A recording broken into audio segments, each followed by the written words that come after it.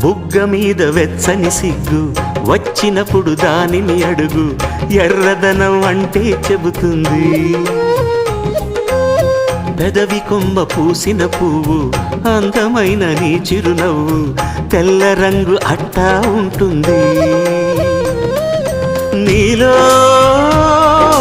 నిలువున పులకలు రేగిన వేళ నువ్వే పచ్చని పైరువు అవుతావమ్మా. దిగులు రంగే నలుపు అనుకో, ప్రేమ పొంగే పసుపు అనుకో. భావాలను గమనిస్తుంటే ప్రతి రంగును చూస్తున్నట్టే, చూపులు ఎవరివైనా చూపించే లోకం ఒకటి.